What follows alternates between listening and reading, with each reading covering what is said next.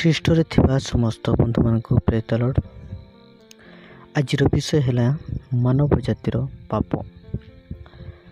କାରଣ ଯେଉଁ ଲୋକମାନେ ଅଧର୍ମରେ ସତ୍ୟକୁ ପ୍ରତିରୋଧ କରନ୍ତି ସେମାନଙ୍କର ସମସ୍ତ ଅପବିତ୍ରତା ଓ ଅଧର୍ମ ବିରୁଦ୍ଧରେ ସ୍ୱର୍ଗରୁ ଈଶ୍ୱରଙ୍କ କ୍ରୋଧ ପ୍ରକାଶିତ ହେଉଅଛି। ଯେଉଁ ଈଶ୍ୱରଙ୍କ ସମ୍ବନ୍ଧରେ ଯାହା ଜ୍ଞାତବ ତାହା ସେମାନଙ୍କ ଅନ୍ତରରେ ପ୍ରକାଶିତ ହୋଇଅଛି। ଈଶ୍ୱର ତ ସେମାନଙ୍କ ନିକଟରେ ତାହା ପ୍ରକାଶ କରିଅଛନ୍ତି। ଜଗତର ସୃଷ୍ଟି କାଳାବଧି ତାହାଙ୍କର ଅଦୃଶ୍ୟ ଗୁଣ ସମୂହ ଅର୍ଥାତ୍ ତାହାଙ୍କର ଅନାଦି ଅନନ୍ତ ଶକ୍ତି ଓ ଈଶ୍ୱରତ୍ଵ ସୃଷ୍ଟ ବସ୍ତୁଗୁଡ଼ିକ ଦ୍ୱାରା ବୋଧଗମ୍ୟ ହୋଇ ସ୍ପଷ୍ଟ ରୂପେ ପ୍ରତୀୟମାନ ହେଉଅଛି, ଯେପରି ସେମାନଙ୍କର ଉତ୍ତର ଦେବାର ବାଟ ନଥାଏ।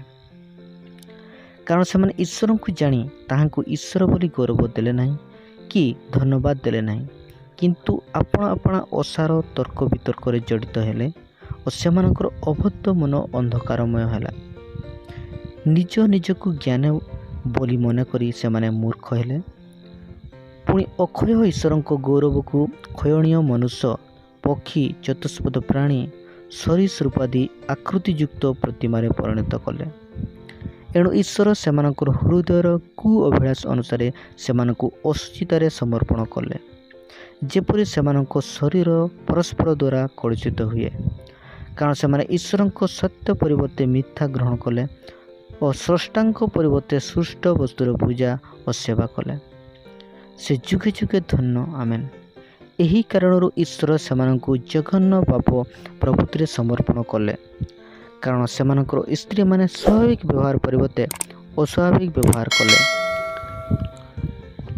ଆଉ ଯେପରି ସେମାନେ ଈଶ୍ୱର ବିଷୟକ ଜ୍ଞାନ ଗ୍ରହଣ କରିବାକୁ ଅସ୍ୱୀକୃତ ହେଲେ, ସେହିପରି ଈଶ୍ୱର ଅନୁଚିତ କର୍ମ କରିବା ନିମନ୍ତେ ସେମାନଙ୍କୁ ଭ୍ରଷ୍ଟ ମତିରେ ସମର୍ପଣ କଲେ। ସେମାନେ ସର୍ବପ୍ରକାର ଅଧର୍ମ, ଦୁଷ୍ଟତା, ଲୋଭ, ହିଂସା, ଈର୍ଷା, ବୋଧ, ବିବାଦ, ଛଳ ଓ ମନ୍ଦତାରେ ପରିପୂର୍ଣ୍ଣ।